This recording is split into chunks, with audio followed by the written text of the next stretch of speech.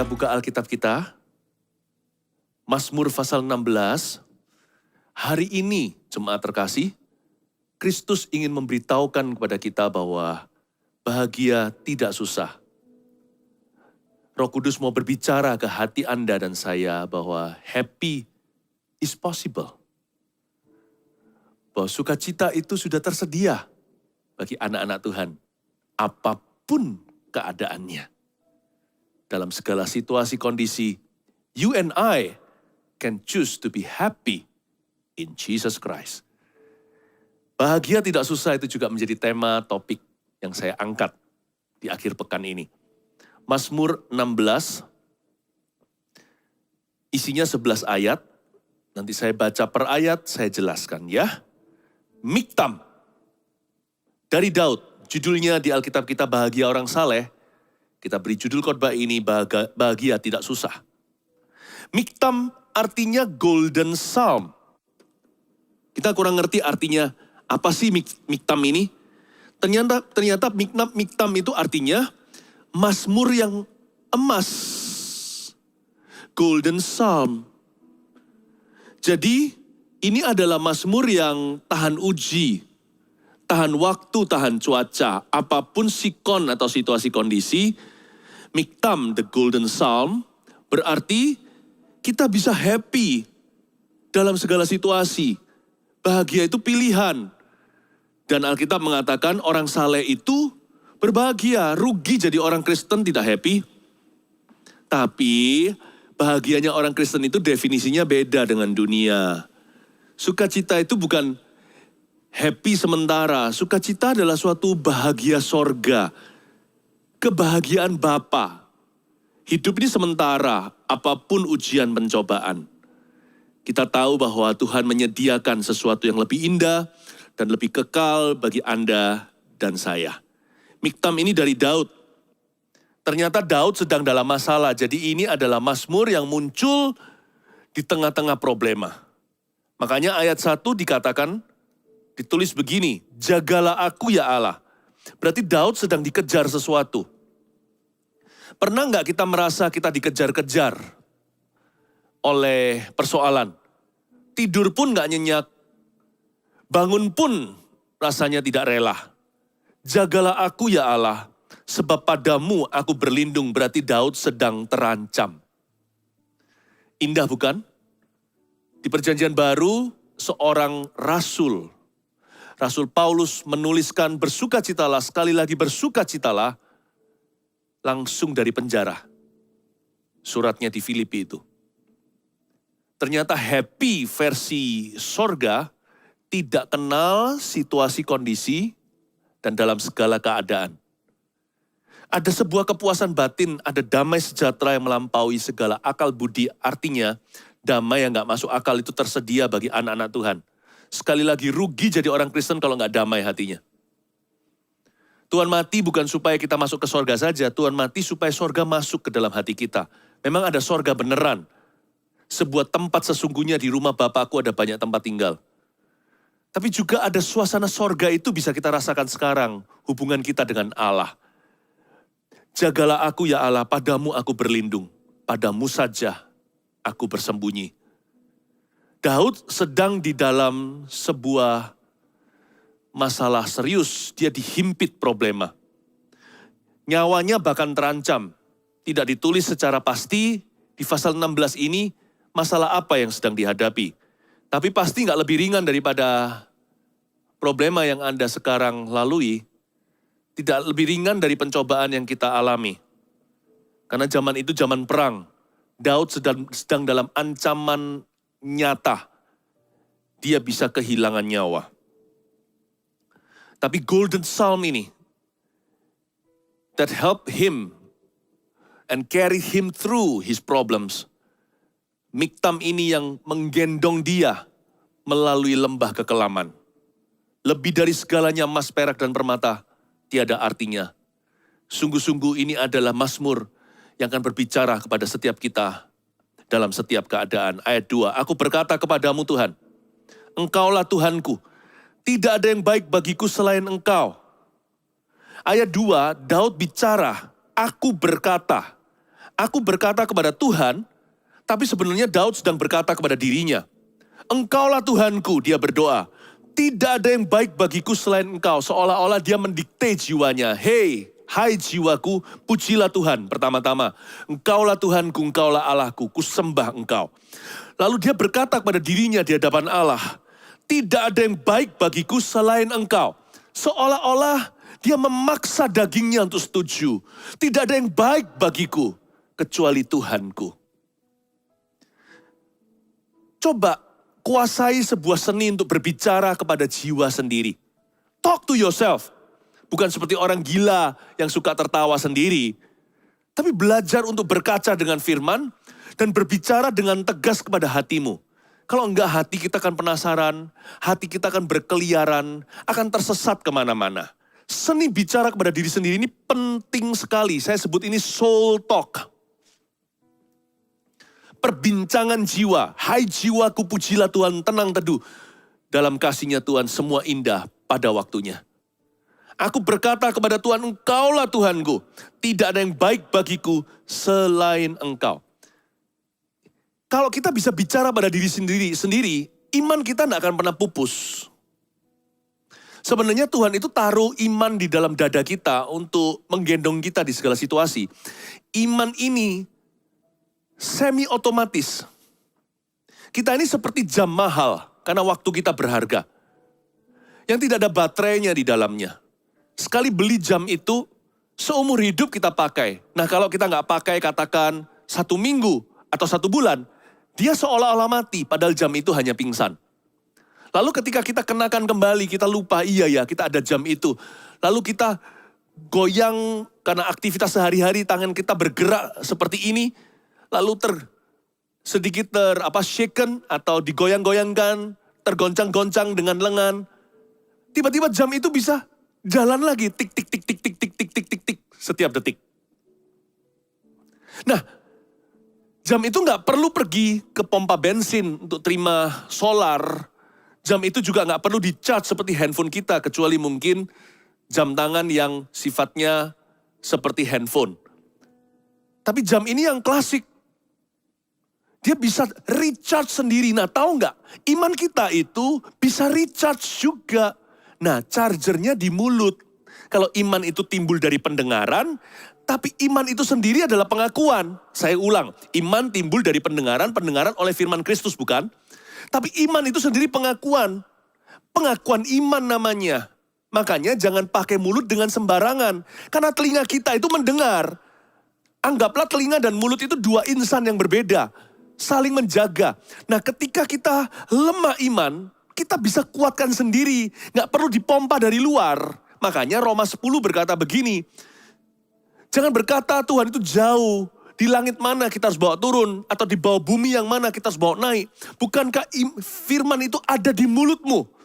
Sebab itu barang siapa yang mengaku dengan mulutnya, percaya dengan hatinya, dia diselamatkan. Iman timbul dari pendengaran. Roma 10:17. Jadi ternyata iman itu timbul kalau kita dengar firman Kristus. Jadi setiap kali kita ini defisit iman, sukacita kita berkurang, mulut kita ini harus mengisi telinga sendiri. Ketika kita mengucapkannya, kita recharge dari dalam. Nah kalau kita perlu peluru dari luar, satu-satunya ya firman. Dengar khotbah, ya kan? Lalu kita baca Alkitab sendiri, ini yang paling penting sekali. Waktu kita baca, renungkan, ucapkan, lalu sisanya sepanjang hari pengakuan iman. Dengarkan khotbah, hati kita berkobar-kobar, berapi-api seperti hari ini. Ternyata Tuhan telah ciptakan kita ini seperti jam mahal.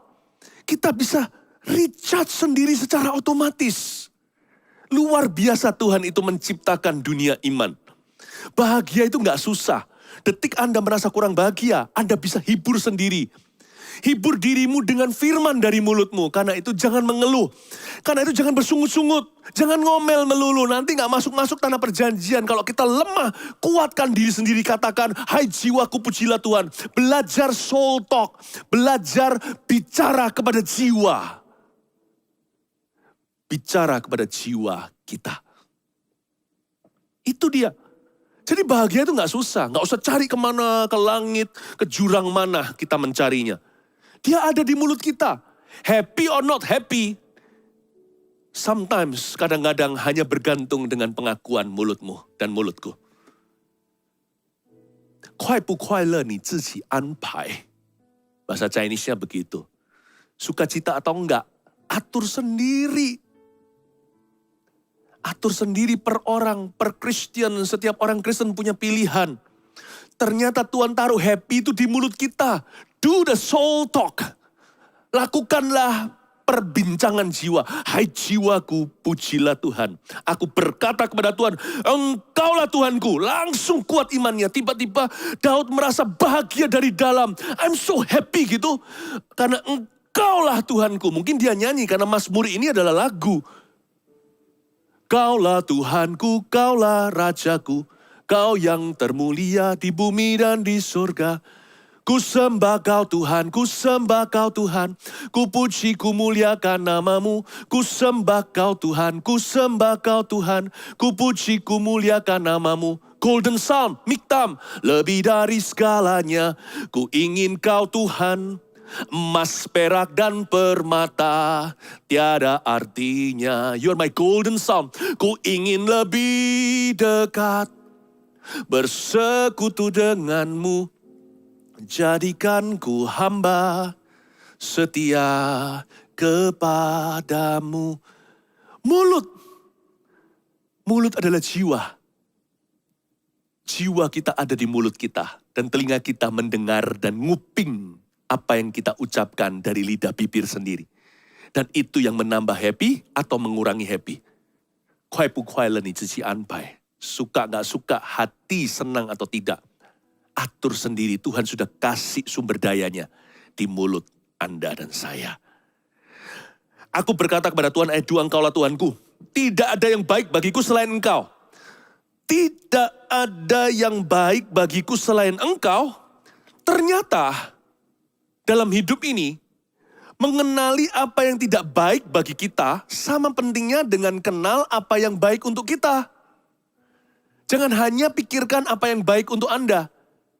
Renungkan juga kira-kira lalu pastinya apa yang kurang baik dan tidak baik untuk hidupmu. Dan Daud berkata tidak ada yang baik bagiku selain Engkau, tentunya dia bukan basa-basi, tentunya dia sudah hitung-hitungan. Dia ada pertimbangan, Tuhan gak baik bagiku. Gak ada sesuatu yang baik di luar Engkau. Saya kasih 3 arti. Tidak ada yang baik bagiku selain Engkau. Yang pertama, Daud berkata seperti ini. Selain Engkau, di luar Engkau, aku bukan orang baik. Daud itu mungkin sudah merenungkan ya. Di masa-masa susah dia refleksi diri. Dia mencoba untuk evaluasi hati. Makanya juga keluar ayat-ayat seperti ini di Mazmur, selidiki aku. Lihat hatiku, apakah aku sungguh mengasihimu? Apakah aku sungguh mengasihimu, Yesus? Itu dijadikan lagu hari ini. Lagu pujian. Coba lihat apakah ada jalanku yang serong. Rasanya Daud merenungkan diri. Di masa-masa terhimpit, biasanya orang lebih jujur dengan dirinya. Dan Daud berkata, tidak ada yang baik bagiku selain Engkau. Seolah-olah dia berkata begini, aku ini bukan orang baik ya Tuhan, di luar Engkau. Coba bisa prediksi daging sendiri. Setiap orang itu punya bibit bobot bebet. Setiap orang itu punya sifat lama. Setiap orang itu punya kecenderungan. Setiap orang itu bukan hanya punya bakat-bakat alam. Dia juga bakat dosa. Mungkin sebagian orang berkata, kalau dia jujur dengan dirinya, apa maksudnya tidak ada yang baik bagiku selain Engkau? Di luar Engkau Tuhan, aku ini bisa-bisa jadi pembunuh. Karena aku ini emosian. Kalau sudah marah mata gelap. Sebagian lagi berkata, kalau bukan karena Engkau, di luar Tuhan aku so pasti menjadi pencuri. Karena saya ini tidak tahan dengan godaan. Saya ini selalu mengingini. Mungkin saya seorang pezina. Kadang-kadang ya jangan pikirkan Anda bisa jadi apa sesuai dengan rencana Allah. Coba bandingkan. Kalau Anda tidak dalam rencana Allah, kira-kira jadi momok seperti apa atau monster seperti apa. Supaya kita tuh bahagia di mana kita berada. Supaya kita tidak ingin lebih. Belajar berterima kasih dulu. Wow, aku gak jadi begitu aja sudah super terima kasih.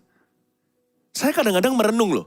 Saya kalau nggak jadi pendeta, kalau saya nggak ditemukan oleh Tuhan, kalau saya nggak bertobat di tahun 1992, kalau saya nggak dipenuhi Roh Kudus dengan berkat Pentakosta pas saya tahun 1995, kalau saya hari ini tidak melayani Kristus dalam rencananya, kalau saya tidak berkeluarga dengan baik hari ini, kalau saya tidak punya gereja yang menjaga saya, demikian pula saya jaga gereja itu, yaitu Anda. Kira-kira saya jadi apa ya? Philip Mantova jadi orang seperti gimana? Oh, saya ini dulu begini, begitu. Sifat saya begini. Saya punya kecenderungan, tendensi itu suka emosi. Saya nggak berani berpikir, monster seperti apa saya akan jadi. Dan saya berkata, thank you Tuhan untuk hari ini. Supaya kita nggak berambisi. Kadang-kadang orang itu kan nggak puas dengan dirinya sendiri. Maunya lebih, mau ini, mau itu. Boleh sih kalau itu untuk visi. Tapi kadang-kadang semata-mata ambisi atau tergesa-gesa, terburu-buru. Maunya cepat, maunya bypass proses Tuhan. Maunya segera sempurna. Hitung berkat itu jangan hanya di depan. Hitung berkat juga yang di belakang. Karena Tuhan, aku tidak jadi orang yang demikian. Karena Kristus, aku tidak jadi monster itu. Tidak ada yang baik bagiku selain Engkau. Artinya selain Engkau, aku ini bukan orang baik di luar Tuhan. Di luar Engkau, aku ini orang jahat. Aku bisa prediksi daging sendiri. Yang kedua, artinya semua yang baik adalah dari Engkau. Count your blessing, name them one by one. Mulai hitung berkatmu satu persatu. Semua yang baik ini dari Engkau. Lihat, aku punya kesehatan. Bukan berarti orang yang sakit dikutuki Tuhan. Enggak. Dia pasti punya sesuatu sekalipun dia sakit yang aku enggak punya. Dia pasti memiliki sesuatu karunia. Kasih karunia dari Allah yang aku enggak miliki. Pokoknya, apa yang kupunya ini, aku mengakui. Tidak ada yang baik bagiku selain Engkau. Itu artinya semua yang baik yang ada padaku adalah dari Engkau ya Tuhan. Aku punya istri yang cinta Tuhan dan mengasihi saya apa adanya. Puji Tuhan. Kalau yang belum menikah, nggak bisa bersyukur untuk pasangannya. Tapi paling tidak Anda bisa mensyukuri kehidupan Anda. Dan apa yang Tuhan telah percayakan. Aku bersyukur untuk teman. Aku bersyukur untuk pekerjaan yang kumiliki. Semua yang aku miliki ini, semua yang baik dan sempurna adalah dari Engkau. Tidak ada yang baik bagiku selain Engkau. Itu artinya begitu. Yang ketiga, tidak ada yang baik bagiku selain Engkau itu berarti apa baiknya semua itu tanpa Engkau? Buat apa seseorang memperoleh seluruh dunia tapi kehilangan nyawanya? Every blessing is of small or no value to me without a relationship with you. Semua berkat, semua nikmat yang kumiliki ini, apa artinya semuanya ini? Tanpa Engkau, Tuhan Yesus. Itu maksudnya tidak ada yang baik bagiku selain Engkau. Saya nggak bisa bayangkan, kalau hari ini hidup yang saya hidupi ini tanpa Anda. Apa artinya? Coba bayangkan keluarga Anda. Kalau Anda bisa nikmati mobil baru, rumah baru, tapi keluarga Anda mati semua. Pasti kangen setengah mati, bukan? Lihat pakaiannya, lihat ruangnya, kamarnya. Lihat tempat biasanya kita bersama, kumpul di situ. Apa artinya? Apa artinya kita punya uang sejagat raya? Kita dapat semua barang yang kita dambakan. Tapi kalau teman kita semuanya meninggalkan kita. Meninggalkan kita bukan karena kita, kalau kita ditinggalkan orang karena kita taat sama Tuhan. Yang gituan kita nggak perlu orang begitu. Kasih Kristus cukup bagiku. Tapi Tuhan juga memberikan kepada kita orang-orang yang sepadan dengan kita. Orang-orang yang sama-sama mensyukuri berkat Tuhan dalam hidup ini. Orang-orang yang bisa menikmati bersama dengan kita kasih karunia. Apa artinya semua doa kita dijawab? Tapi kalau orang-orang yang kita kasih dan mengasihi kita meninggalkan kita. Coba bayangkan. Apa artinya hidup ini kalau kita jauh dari Kristus? Kalau sama manusia aja kita merasa sayang. Kita merasa hampa tanpa mereka. Apalagi Tuhan. Manusia itu hanya debu dan tanah. Kembali nanti menjadi abu. Gak percaya kalau kita mati, tubuh kita ini menjadi debu. Tuhan itu yang real. Kita semua ini hanyalah bayangan. Tahukah Anda? Semua yang Anda lihat semuanya ini bayangan. Yang membuat semua ini nyata adalah karena Tuhan memberi kita hidup kekal. Memberi kita roh yang gak bisa binasa. Semua ini hanyalah cermin kemuliaan Allah. Semua ini adalah gambar dan rupanya. Bayangin kita bisa melalui hidup ini dapat semua yang kita mau. Apa artinya? Everything is of small or no value. Without a relationship with you. Tidak ada yang baik bagiku selain engkau. Itu artinya, apa artinya aku memperoleh seluruh dunia kalau aku hidup jauh dari Kristus? Jadi bahagia itu berpusat pada Kristus ternyata. Rahasia bahagia orang Kristen, anak-anak Tuhan terletak di sini. Hubungan. Bukan barang, bukan benda. Hubungan dengan manusia iya. Dalam perjanjian kita dengan Allah. Tapi terutama dengan Allahnya. Semua ini hanyalah bayangan, semuanya ini hanyalah tambahan. Semuanya ini tidak kekal. Dia yang selama-lamanya sorga itu gak usah dihuni malaikat atau dihuni orang. Tuhan aja sudah cukup meriah. Kalau kita dekat sama Yesus itu ya gak pernah sepi. Never a dull moment. Gak ada waktu-waktu yang tumpul itu gak ada. Tuhan itu smart banget. Setiap kali saya mendekat sama Tuhan tuh belajar sesuatu yang baru. Tuhan tuh gak terduga, tidak bisa diprediksi oleh kita. Bayangin ketemu sama orang yang kreatif. Dengar cerita dari Tuhan, saya gak bisa sabar suatu hari nanti dalam kekekalan. Tuhan pasti ceritakan gimana penciptaan dunia. Saya mau tahu dari Kejadian sampai Wahyu. Segala sesuatu yang selama ini tersembunyi daripadaku. Wah, kalau dekat sama Tuhan tuh rasanya itu forever and ever, amin. Rasanya waktu berlalu. Smart banget, baik sekali, kreatif, tahu segala sesuatu. Indah, mulia, orangnya kain sekali, pribadinya sangat ramah. Kayaknya kalau kita lihat orang yang ramah atau murah hati itu rasanya dia hanya cermin Tuhan ya. Dia hanyalah kepanjangan tangan. Dia hanyalah bayangan kemuliaan. Yang asli beneran exciting itu Tuhan Yesus. Makanya di sini dikatakan, apa baiknya sih kita ini sukses karir kalau kita itu menjauh dari Kristus? Ternyata sumber bahagia. Tadi kan saya bilang apa? Tuhan taruh bahagia itu di mulut kita juga. Tapi bahagia itu sumbernya pada Tuhan. Sumbernya pada hubungan dengan Kristus. Hubungan dengan Allah. Saya nggak mau semua yang saya miliki di hidup ini tanpa Kristus. Tiada arti, bukannya Kristus yang memberikan semuanya ini kepada saya. Bukankah semua yang baik ini datangnya dari Tuhan? Mana bisa kalau semua ini dari Tuhan lalu saya nikmati di luar Tuhan, itu gimana caranya? Sama dengan sekarang kita bangun rumah ini. Suami istri satu keluarga bangun rumah, lalu setelah itu, kalau cerai, rumah itu artinya apa? Waktu bangun sama-sama kita desain, kita pilih interiornya, kita pilih warnanya, tata ruangnya, bekerja sama tentunya dengan orang yang ahli di bidangnya, tapi semua kan tes selera kita, suami istri, lalu tiba-tiba setelah kita masuk ke rumah itu, seluruh keluarga kita tiada. Apa artinya? Hidup ini harus dibangun seputar Kristus, bersama dengan Kristus. Kristus yang membangunnya, kalau tidak sia-sia kita membangunnya. Saya nggak mau semua ini yang saya miliki di hidup ini, kalau saya jalani tanpa Kristus. Karena jikalau saya jalani tanpa Kristus, semua yang dari Kristus di hidup saya ini akan mengingatkan saya selalu akan Kristus. Dan saya akan jadi orang yang sedih, penasaran, hampa, gak bisa bahagia. Karena saya mau menoleh ke kiri maupun ke kanan, saya akan lihat tanda-tanda Kristus. Ini dari Kristus, itu dari Kristus, ini dari Kristus, ini dari Yesus. Mana bisa aku nikmati di luar Yesus. Makanya Yohanes 15 berkata, di luar aku kamu gak bisa berbuat apa-apa. Di luar aku, kamu gak bisa bahagia. Sebab di luar aku, semua itu kan dari aku. Kemanapun kau menoleh, akan selalu teringat akan aku. Kemanakah aku dapat pergi menjauhi rohmu Tuhan? Ke ujung bumi pun kau di situ. Ke awan-awan pun kau di sana. Semua ini dari engkau. Dan mengingatkan aku akan engkau. Saya tidak mau jalani hidup saya yang sekarang ini tanpa Kristus. Kristuslah sumber bahagiaku. Itulah sebabnya harus jadi prioritas nomor 1 dalam hidup ini kalau kita mau bahagia. Bahagia itu gak susah. Bangun hubungan dengan Tuhan. Udah, titik. Mulai dengan titik itu. Kita bangun hidup ini.